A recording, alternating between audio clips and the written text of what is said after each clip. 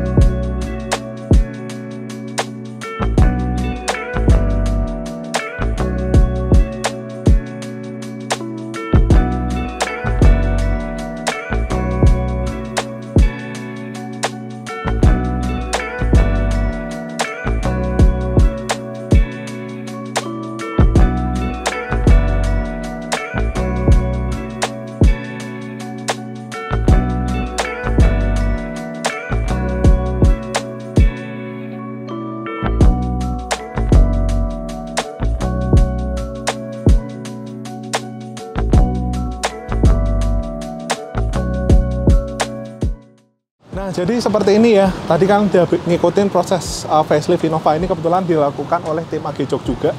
Ya sebenarnya ini lebih ke arah hobi ya. Anak-anak saya suruh pasangin aja. Nah, kebetulan karena udah sering bongkar-bongkar, jadi ya basicnya sih tahu lah ya. Cuma mungkin kita nggak pengecetan kita belum ada, paling kita pasangin aja.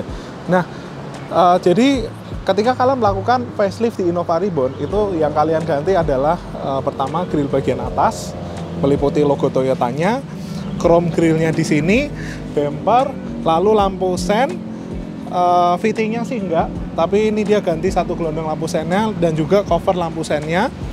Sensor parkir menggunakan originalnya lagi. Lalu di sini cover fog lamp, grill bawah itu diganti semua. Jadi yang tetap dipertahanin di Innova ini adalah fitting lampunya, fog lampnya, kap mesin, fender. Nah, jadi itu semua dipertahankan original, sampai klip-klipnya pun itu jumlahnya sama. Jadi kalau misal kalian mau ganti ke facelift, sebenarnya cukup menarik. Karena kalau misal facelift ini, kemarin saya beli barangnya di harga, kalau nggak salah, 6,8 sampai 7 jutaan gitu. Sama ongkirnya berapa saya agak lupa. Tapi sekitar 6,8 sampai 7 juta, itu belum termasuk trunk lip belakang, belum termasuk jasa pemasangan, dan belum termasuk kalau jasa pemasangan sih kebetulan kita pasangi sendiri di tim AG Jok. Lalu untuk pengecetan itu kemarin habis 800 sampai sejutaan lah. Ya kira-kira kalau di Tangerang ini biasanya untuk ongkos pengecetan bumper tuh sekitar 800 sampai 1 juta. Jadi totalnya kisaran hampir 8 juta lah ya, 7,8 seperti itu. Untuk facelift di bumper depan.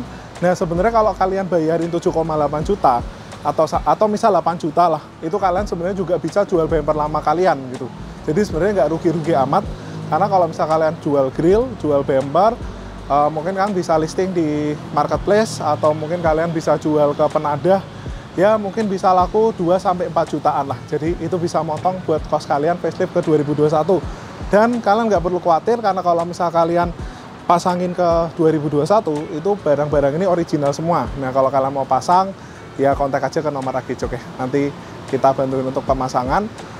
Untuk cat juga kita QC. Nah kebetulan untuk cat ini warna putih memang agak susah, masih agak belang sedikit, makanya nanti mau di renovasi cat bagian bumpernya supaya dia bisa sama dengan bagian fendernya. Memang warna putih sedikit agak susah dibanding warna lain ya, terutama kalau misal warna putih ini udah pakai sampai 4-5 tahun seperti itu.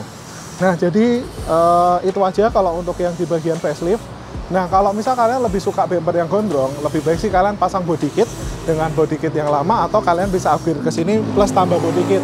Tapi agak sayang juga jika kalian tuh pasang body kit ini lalu kalian pasang body kit tambahan misal TRD gitu, karena biasanya kan costnya jadi kayak double ya. Jadi kalian pasangin bumper original, kalian pasangin body kit lagi. Nah lalu kalau misal kalian lebih suka bumper yang nggak terlalu gondrong, yang bisa dibilang kayak hiu gitu ya. Ya ini sebenarnya dia rata gini. Kalau yang lama kan dia agak maju. Ini rata gini. Nah, bumper rata itu mungkin nggak selera semua orang.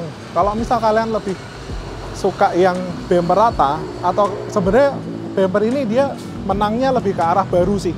Karena kalau bumper mobil yang lebih sporty biasanya sih dia depannya ini agak gondrong lah. Kebetulan yang Innova tipe V itu aslinya tuh agak gondrong. Jadi kalau kalian lebih suka agak gondrong dan kalian nggak masalah dengan yang lama gitu, sebenarnya kalian tetap bisa pasang yang original. Kalian pasangin body kit juga udah cakep. Tapi kalau pengen kelihatan baru, karena menariknya gini, kalau misal Innova V Reborn bekas ini itu kan secondnya sekitar 300 jutaan. Misal 310 sampai 320. Kebetulan saya dapatnya sih 300 lebih dikit lah. Kalau pasaran sih sebenarnya 320, 310. Nah, kalau misal kalian dapat mobil segitu, Innova V 2021, itu harganya kan 430 juta. Jadi sebenarnya kalian facelift, itu mobil kalian rasanya naik 110 juta. Kan menarik ya. Kalian tambah body kit nggak sampai 10 juta, tapi nilai mobil kalian langsung meningkat, langsung jadi 430-an juta gitu ya. Jadi lebih mahal, 80 sampai 100 juta lebih mahal dibanding ininya. Tapi orang lihat kan facelift gitu, yang mungkin kalau lihat BPKB, alah Innova lama gitu. Tapi paling nggak tampangnya tampang baru lah.